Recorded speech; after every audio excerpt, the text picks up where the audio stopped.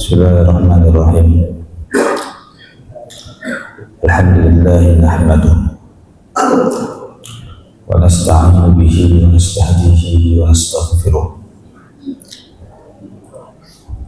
wa na'udzu billahi min syururi anfusina wa sayyiati a'malina.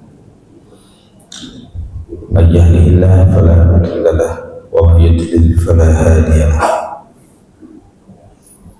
Asyhadu an la ilaha illallah wahdahu la syarika lah wa asyhadu anna Muhammadan abduhu wa rasuluh la nabiyya ba'dah.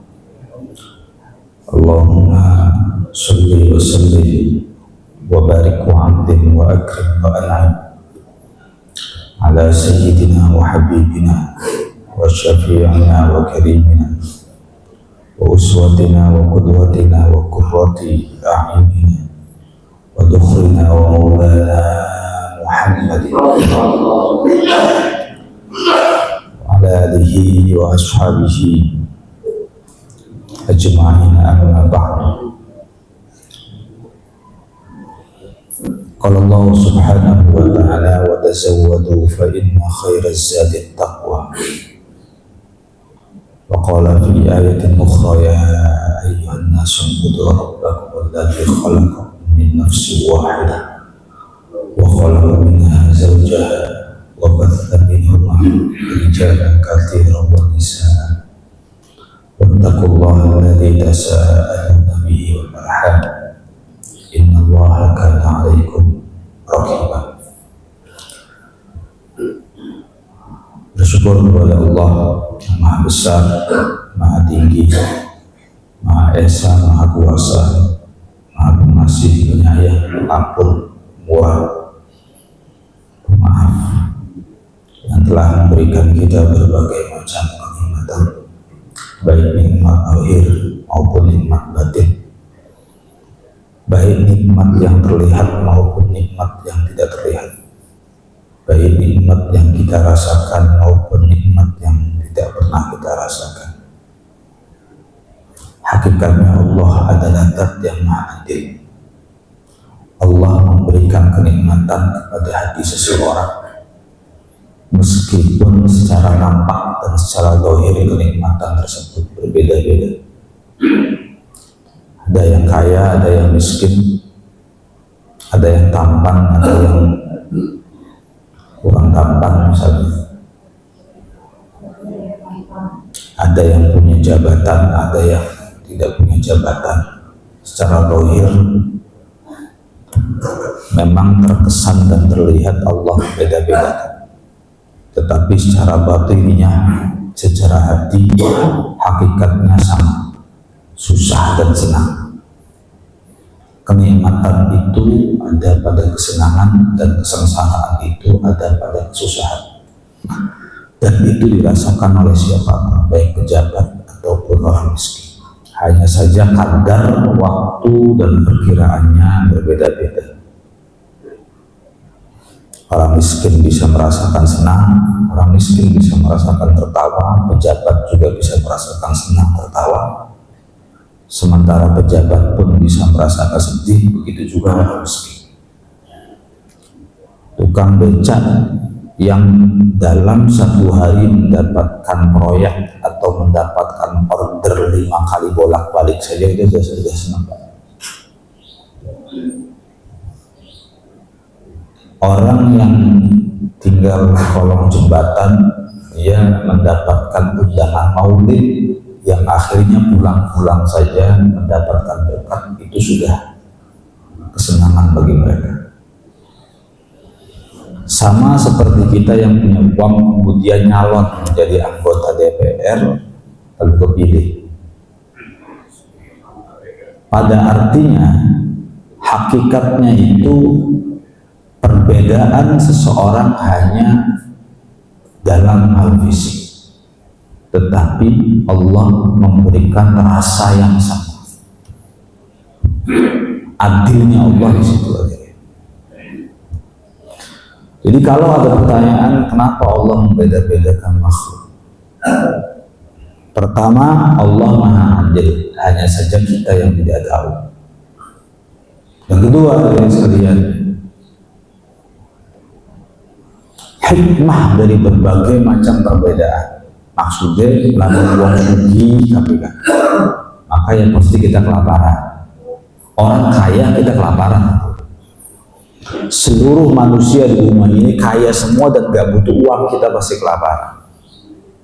Karena warteg nggak buka, tukang galon nggak buka,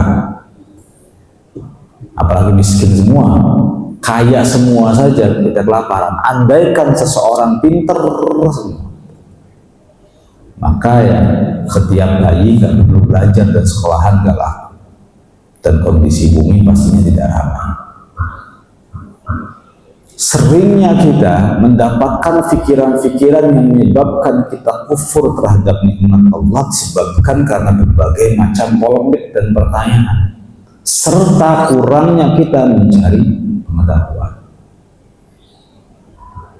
Kita kadang-kadang ditanya sama orang sebelah saja, Allah ada di mana, kebingungan, Pak. Ya, karena kita hanya sebatas teknis beribadah, tanpa tahu ilmunya dan tanpa tahu dalilnya. Sing penting melakoni, sing penting madhep kiblat. Itu kan prinsip kita. Karena itu Rasulullah mengatakan thalabul ilmi fardhatun ala kulli muslimin wa muslimah. Mencari ilmu itu hukumnya wajib. Minal mahdi ilal lahdi. Sampai segala sesuatu tentang Allah kita tidak pernah ragu lagi. Karma itu ada apa enggak? Ini salah satu pertanyaan. Karma itu ada apa enggak? Kita jawabnya bukan secara syariat, malah jawabnya pakai klinik.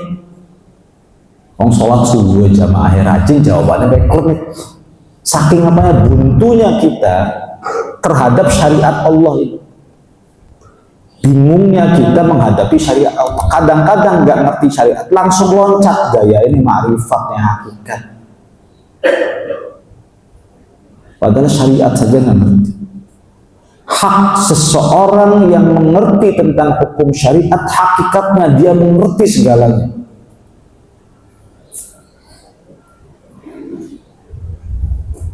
Orang-orang lain yang menjawab dengan jawaban yang sederhana, tetapi seseorang yang mencari ilmu dengan cara yang syariat, dia menjawab dengan pertanyaan dan jawaban yang seseorang nggak pernah mendengar jawaban. Ini pertanyaan sederhana nih, Pak. Misalnya, barangkali bisa dijawab bareng-bareng. Ketika ada seseorang selingkuh, seorang suami selingkuh, setelah selingkuh kemudian dia punya penyakit diabetes, itu kira-kira karena siksaan atau bukan? Kebingungan, kadang kitanya sendiri kebingungan itu. Wah, berarti kalau bahasa sekarang walat sih. Atau ada orang korupsi kena penyakit, habis korupsi maya orang di kantor misalnya, pulang-pulang jantung kesleo masuk ke jurang. Wah, sih walat. Hukum kuwalat di antara kita masih sering disematkan. Wa man ya'mal su'an yujza bih. Wa man ya'mal, siapa orangnya yang mengerjakan su'an keburukan, yujza, maka akan dibalas bihi dengan keburukan tersebut, tapi bukan di dunia, Pak, di akhirat. Seseorang yang melakukan kejahatan di dunia, maka Allah akan memberikan kejahatan tersebut untuk dirinya kelak di akhirat. Adapun efek daripada apa yang dia rasakan setelah apa yang dia kerjakan, itu bukan namanya kualat, tapi itu kasih sayang Allah Azza wa Jalla. Inna awliya Allah, para wali-wali Allah, para ulama-ulama, apabila dia telah mengerjakan keburukan dan dosa, dia meminta kepada Allah agar dosa tersebut azabnya disegerakan. Misal terus ngomong kotor, terus ngomong jorok, pengennya dia langsung sariawan, pengennya wali-wali Allah. Aduh, saya ucap aja nggak bisa, ya Allah kasih saya sariawan sekarang, kasih saya sariawan sekarang. Kalau Allah kasih sariawan, dia baru alhamdulillah Allah telah memberikan azab kepadaku yang sehingga kelak nanti Allah tidak lagi mengazabnya.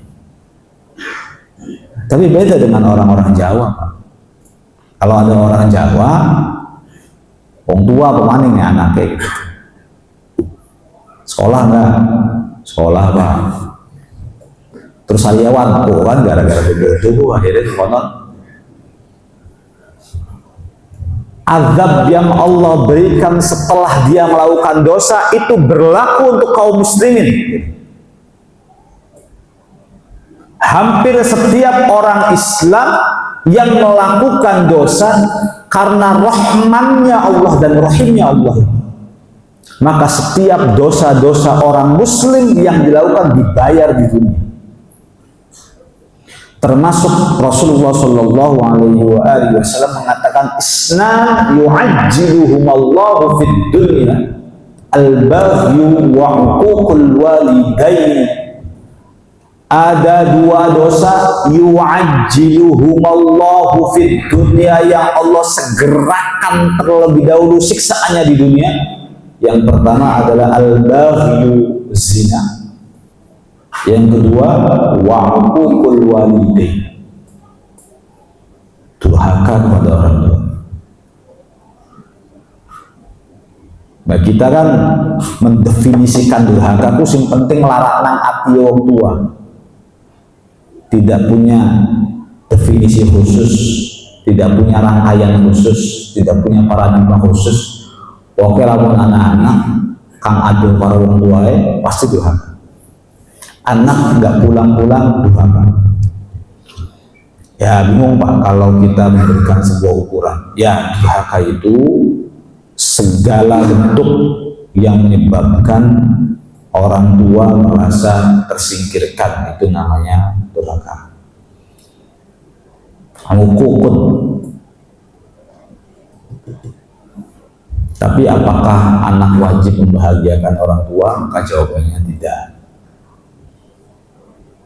Anak itu wajib berbuat baik, sebab kalau anak wajib membahagiakan orang tua, kadang-kadang hati orang tua itu gampang gak terimaan.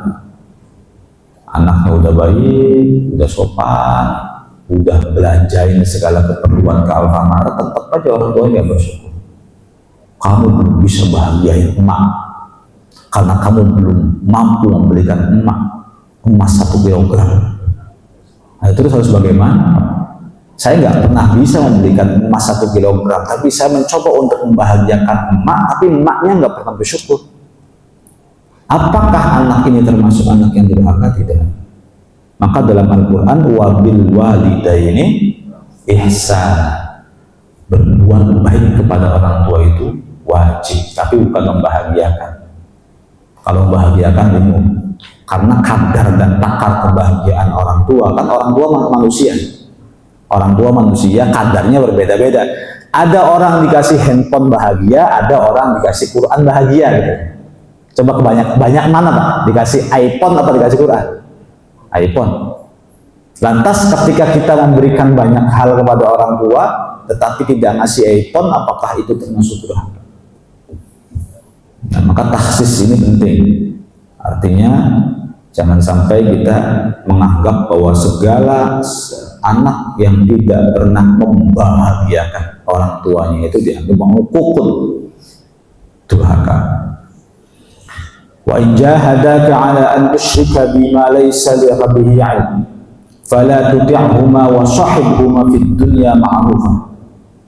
Wa in jahadaka di sini ada tasniah. Wa in jahadaka, apabila dua orang ini, ayah dan ibu, berusaha, wa in jahadaka, berusaha terhadapmu, ala an tusyrika bi, agar engkau musyrik kepadaku, fala tuti'huma, jangan taati mereka berdua. Wasahibuhuma, tapi temani mereka berdua fid dunya ma'rufah, di dunia ini dengan baik. Ayahnya ahli maksiat, ibunya ahli maksiat, ayahnya suka dosa, ibunya suka dosa, ayahnya nggak pernah sholat, ibunya nggak pernah puasa Ramadan, maka tetap temani mereka di dunia ini dengan baik. Segala perintahnya pun harus diikuti.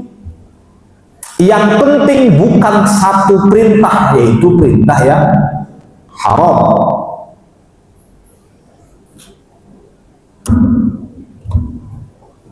Begitu juga berlalu at-ta'atu fil ma'ruf. Ini prolognya agak kepanjangan, tapi nggak apa-apa. Ini contoh, ada seorang suami kerjaannya mabuk, nggak pernah sholat, main judi terus, nggak pernah puasa Ramadan, boro-boro tahajud duha, wajib Jumat pun nggak pernah.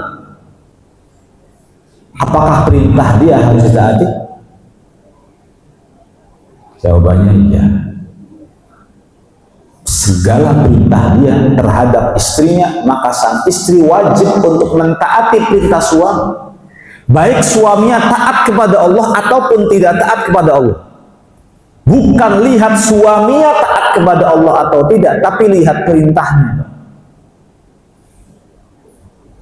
Kalau perintahnya itu haram, maka fala tuti'hu, jangan taati dia. Nolong sih, jangan taati. Neng, buka jilbab dong, nggak boleh taati. Neng, mainan riba dong, jualan uang dong, nggak boleh. Begitu juga terhadap kewajiban yang dilarang oleh suami. Pokoknya saya nggak pernah mau tahu lihat kamu itu sholat subuh berjamaah. Jadi lihat perintahnya, Pak. Dua ya. Yang pertama menyuruh sesuatu yang haram, jangan ditaati. Menyuruh sesuatu yang haram. Yang kedua, melarang sesuatu yang wajib. Menyuruh sesuatu yang haram, melarang sesuatu yang wajib. Itu pun berlaku untuk seluruh orang tua terhadap anaknya. Jadi kalau ada orang tua memberikan instruksi kepada anaknya, wahai anakku, sekarang engkau mencuri. Tolong bantu ibu, tolong bantu ayah. Mencuri sekarang. Maka perintahnya ditaati apa tidak? Tidak. Kenapa? Karena memberikan perintah yang haram. Meskipun orang tuanya soleh. Nah, sekarang orang tuanya nggak pernah puasa, tidak pernah sholat, tidak pernah Jumatan sama sekali, Idul Fitri pun nggak pernah ke masjid, tapi memberikan perintah ke anaknya suruh ke warung beliin cabai. Bagaimana sikap anak? Taat atau tidak? Taat, gitu loh. Kita pengen nurut nih bapak, cung, toko nang sabrang cung, nih warung. Mau pak, bapak ibu sembayang sih? Nah, nggak boleh begitu. Enggak, bukan melihat ikonnya, bukan lihat karakter dia, bukan lihat sikap dia, tetapi lihat perintahnya, isi perintahnya. Kalau perintahnya haram, jangan dituruti. Kalau larangannya wajib, jangan dituruti juga. Sudah dua saja. Selain itu, maka wajib bagi seorang istri dan wajib bagi seorang anak untuk taat terhadap suaminya ataupun orang tuanya. Skemanya sebenarnya sederhana, Pak.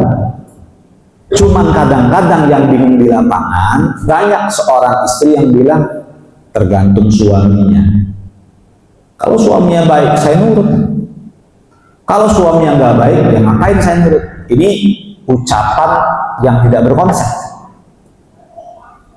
Nggak ada konsepnya. Begitu juga anak tergantung orang tuanya. Kalau orang tuanya sholatnya rajin, saya pasti akan nurut. Kalau orang tuanya sholatnya nggak rajin, saya nggak bakal nurut.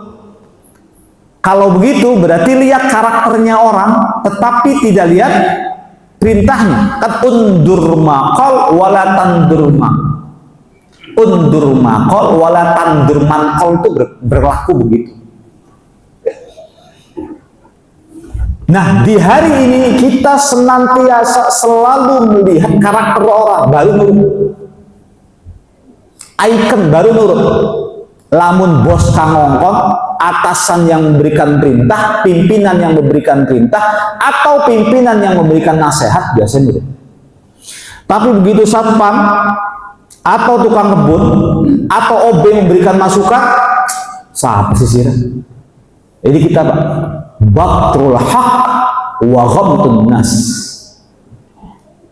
suka menolak sesuatu yang benar, wa ghamtun nas, dan merendahin orang lain. Kan Rasulullah mengatakan al-kibr, kesombongan itu bisa dilihat dari dua perkara. Yang pertama batrul haq, yang kedua wa ghamtun nas. Coba dalam satu dari hati kita ada nggak dua perkara itu? Menolak kebenaran, sombong itu Pak, dan meremehkan orang lain. Dua saja definisi Nabi. Apakah kita ini termasuk orang-orang yang meremehkan kebenaran? Coba cek ya. Bukan orang lain yang kita cek, tapi diri kita cek. Ketika ada nasihat yang sama, yang keluar dari lisan dua orang yang berbeda, yang satu pimpinan kita, yang satu bawahan kita, tapi ucapannya sama Pak. Apakah kita sama-sama mendengarkan atau kita hanya mendengarkan dari satu orang saja? Ini contoh, kan ini kebenaran. Istri uangnya sering kehabisan karena suaminya perokok berat. Untuk susu satu hari itu 20.000, untuk rokok satu hari 80.000. Bungkus sih lorong bungkus itu. Udutnya kan durung kopi itu. Nah, istri kan ngomel, Pak aja udut bae sih. Engkoe lo sakit. Wah sakit apa kita umur 90 tahun masih sehat bae. Ya sudah, beli sakit wis iki kanker, kantong kering maksudnya. Sampai kalau misalnya rokok saja kita nggak bisa makan, nggak bisa ayu susu. Tolong sih Pak hargai anak dan istri. Harus gampang rezeki sing baik. Diomongin si istri itu jawab baik Pak. Dibilangin sama istri itu jawab terus. Terus gampang, istri di mana-mana, bahkan ngayati, ngerti ngayati. Ngayati itu ngasih ayat, nyeramahin. Ayatin nih nok wa ma min dabbatin fil ardi illa 'ala Allahi rizquha, itu rezeki mau ditentuin sama Allah. Bahkan Kanjeng Nabi yang mengatakan inna rizqa la yatlubu al-'abda kama yatlubu ajaluhu. Ajal sama rezeki itu mendatangin orang. Wis bapak rokok 3 bungkus atau anak bae rezeki sih durung mati ku. Ngomongnya mau nak kiye kan Pak, jawab bae ngomong. Akhirnya sang istri itu curhat kepada sang pimpinan, atasannya suami. Oh udah dibilangin Pak. Nah baru sekarang atasan dan pimpinannya yang ngomong. Hei Agus, duduk. Iya Pak. Kamu jangan kebanyakan rokok sih nggak baik. Oh iya Pak, siapa? Ngertos awal. Instruksinya sama, perintahnya sama, larangannya sama, tapi karena berbeda orang yang berbicara, sikapnya pun berbeda. Maka ini menandakan di dalam hatinya ada kesombongan. Ngertos ya? Di dalam hatinya ada kesombongan. Rasulullah mengatakan la yadkhulul jannata man kana fi qalbihi mithqalu dzarratin minal kibr. Tidak akan masuk surga seseorang yang di dalam hatinya itu ada kesombongan. Nah, kesombongan itu biasanya dia enggan menerima masukan sharing dari orang-orang yang berada di bawahnya, Pak. Anaknya, istrinya, bawahannya, rakyat jelata. orang miskin yang penghasilannya sehari 20.000, ngomong mereka kaya gimana pun gak bakal didengar. Makanya rapat di mana-mana orang miskin kadang-kadang dikenggung, karena ngomong kayak apa, pinter kayak apapun gak bakal kepake, Pak. Ukuran pinter atau tidak itu duit, bis. Duit menang, Pak. Gini Pak, maksudnya Pak, orang miskin pinter kan ada banyak orang miskin intelektual pinter, kalau bicara sama berbusa-busa tuh Pak, tangan saya munjuk-munjuk kalau bicara. Tapi kita tuh kadang-kadang sukanya lihatnya karakter atau icon, apa sih ngomong orang dia gitu.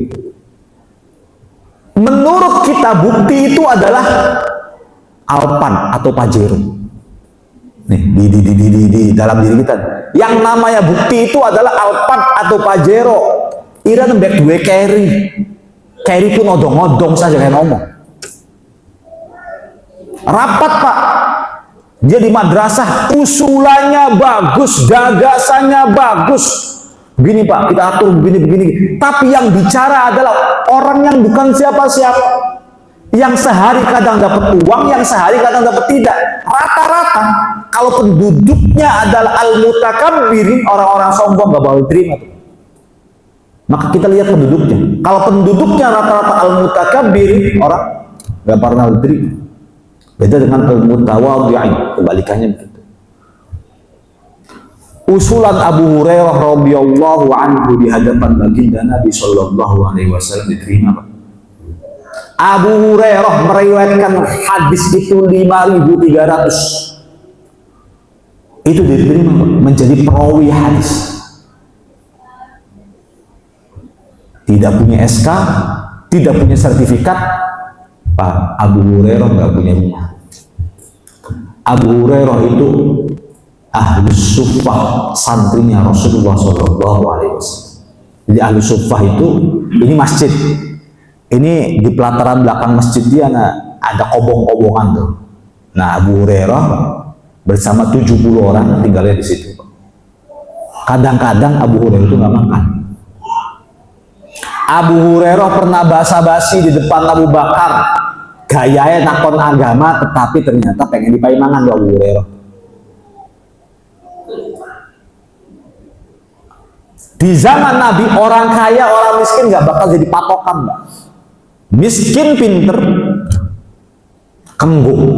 Kaya nggak pinter, nggak kenggu. Di kita nggak, Mbak. Kita ini selalu melihat seseorang dari kendaraan, dari rumah, dari titel, dari jabatan. Anggap saja kosong kayak otaknya, itu dikagok pisan, Mbak. Ngomong apa baik kan? Iya, taslim. Ngomongnya salah pun dianggap.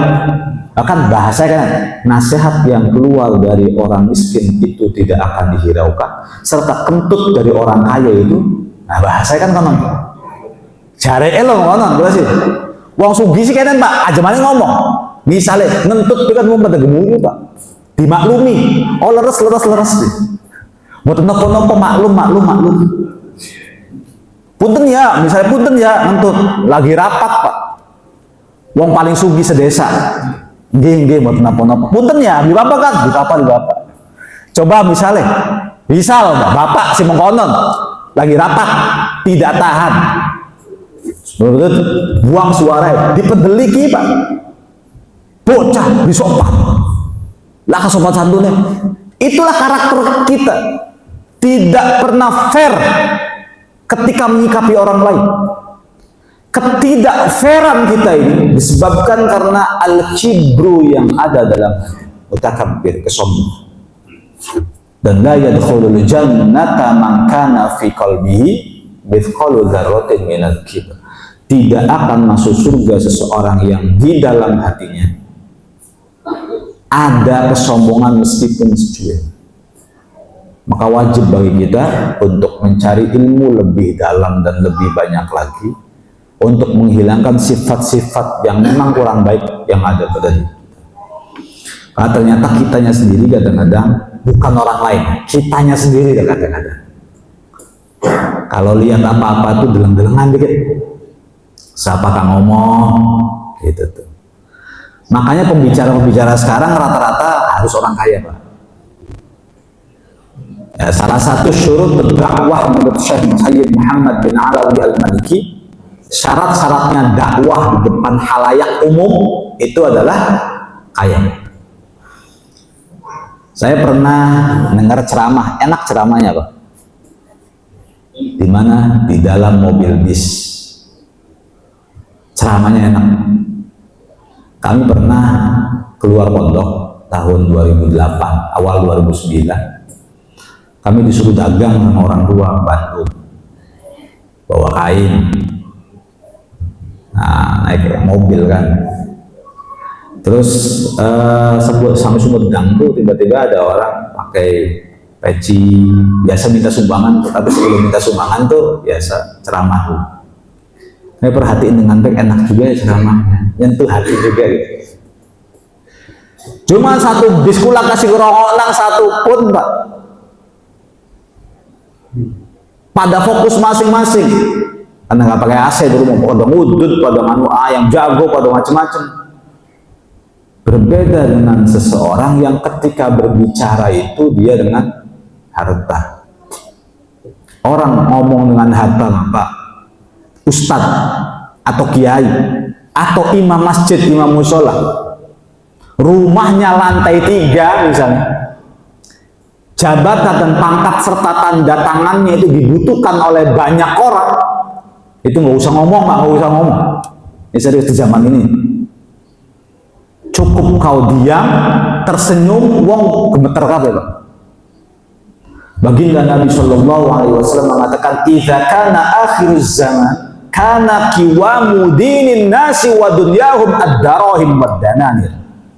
Di akhir zaman nanti kiwamu, kekuatan dinin nas, agamanya manusia, wa dunyahum, dan dunianya itu ad-darahim wad-dananir, dirham dan dinar. Bukan tongkat lagi yang ajaib berubah menjadi ular, tapi dinar dan dirham. Makanya Umar bin Khattab mengatakan, "Izzud dunya bil mali wa izzul akhirati bi salihil a'mali." Kemuliaan dunia itu ada pada harta, dan kemuliaan akhirat itu ada pada amal yang banyak. Nah, untuk kita ini, Pak, jangan pernah mandeng-mandeng orang hartanya. Itu untuk kita. Karena Rasulullah mengatakan, siapa orangnya yang merendahkan diri di depan orang kaya karena kekayaannya, maka 2/3 agamanya akan hilang. Saya ulangi ya, man tawadha'a li ghaniyin li ghinahu.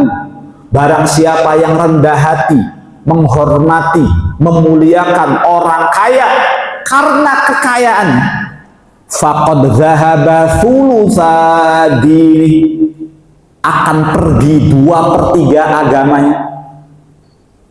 Jadi 2/3 agama hilang.